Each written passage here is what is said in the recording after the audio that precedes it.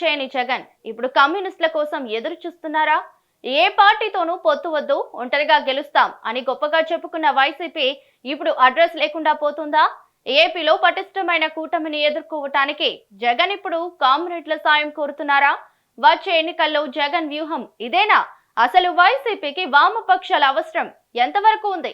అసలు YCP CPI దోస్తీ వెనుక ఉన్న రాజకీయ మతలబు ఏంటి?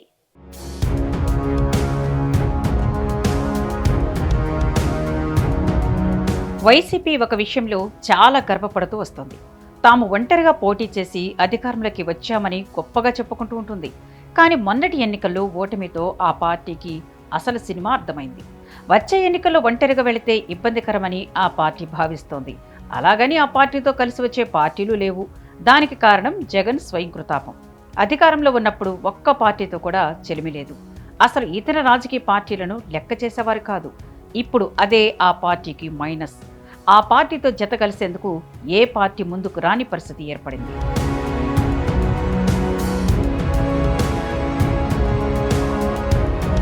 అయితే ఇప్పుడు వామపక్షాల్లో ఒకటైన సిపిఐ వైసీపీతో జత కలుస్తోంది. కానీ అది ప్రభుత్వంపై పోరాటం చేసే క్రమంలో, ప్రభుత్వ వైఫల్యాలపై విమర్శించే క్రమంలో వైసీపీని అనుసరిస్తోంది సిపిఐ. తాజాగా జోసెఫ్ రావణ్ అరెస్టు విషయంలో స్పందించారు సిపిఐ నారాయణ. ప్రభుత్వ చర్యలను తప్పుపడుతున్నారు. అందుకే వైసీపీతో సిపిఐ జత కలుస్తుందన్న ప్రచారం జోరుగా సాగుతోంది. రావణని ఊపాక చట్ట కింద అరెస్ట్ చేసినట్టుగా చూస్తాం. అరెస్ట్ లోపల పెట్టేశారు.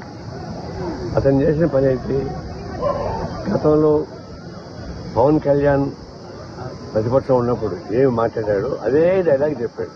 ఇంకా పుల్లు బాగా కాబట్టి ఆయన చెప్పు చూపించాడు, ఇది పవన్ చెప్పు చూపించలేదు.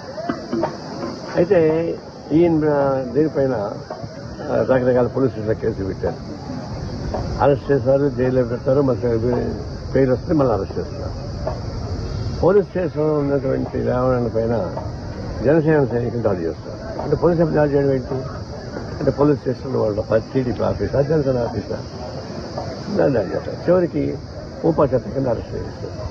దేశవ్యాప్తంగా వామపక్షాలు ఉనికిని కోల్పోయాయి. చివరకు కేరళలో సైతం ఆ పార్టీ చేతులెత్తేసింది. కానీ ఇప్పటికీ ప్రజా సంఘాల రూపాల్లో వామపక్షాలు బలంగా ఉన్నాయి. అయితే వామపక్షాల అవసరం అధికార పార్టీల కంటే ప్రతిపక్షాలకు ఎక్కువగా ఉంటుంది.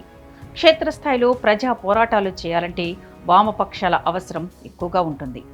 ఇంకా 2.5 సంవత్సరాలు మాత్రమే ఉండడంతో ఖచ్చితంగా ప్రజా పోరాటాలు చేయాల్సి ఉంటుంది వైసీపీ. అందుకే వామపక్షాలను కలుపుకు వెళితే మంచి ప్రయోజనం ఉంటుందన్న టాక్ వినిపిస్తోంది. వచ్చే ఎన్నికల్లో పొత్తు పెట్టుకుని తక్కువ సీట్ల సర్దుబాటు చేస్తే అది వైసీపీకి లాభమని విశ్లేషకులు సైతం అభిప్రాయపడుతున్నారు.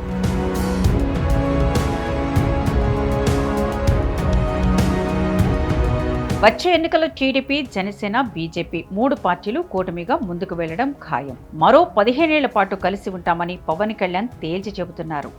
ఈ పరిస్థితిలో వైసీపీ ఒంటరి పోరాటం చేస్తే మాత్రం ఆ పార్టీకి ఇబ్బందికరమే. మొన్నటి ఎన్నికల వరకు ఒక ఎత్తు, అంతకుముందు పరిస్థితి వేరు. మునుపటి మాదిరిగా వైసీపీ దూకుడుగా వ్యవహరించడం లేదు. ఆపై చాలా వర్గాలు దూరమయ్యాయి. తనకున్న సంప్రదాయ ఓటు బ్యాంకుకు తోడు వామపక్షాల బలం లభిస్తే మాత్రం వైసీపీకి అనుకూల వాతావరణం ఉంటుంది.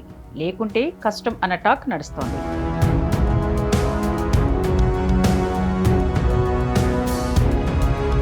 ముఖ్యంగా సిపిఐ లాంటి పార్టీతో దూకుడుగా ముందుకు సాగితే వైసీపీ కొన్ని జిల్లాలో ప్రభావం చూపవచ్చు. విశాఖ స్టీల్ ప్లాంట్ ప్రమాదానికి సంబంధించి మంత్రి లోకేష్ను నిలదీసింది సిపిఐ నేతలు. జగన్ పర్యటనలో సైతం సిపిఐ నేతలు కనిపించారు. అందుకే సిపిఐతో వైసీపీ పొత్తు ఉంటుందన్న అనుమానం వ్యక్తమవుతుంది. మరి జగన్ మనసులో ఏముందో తెలియాలి.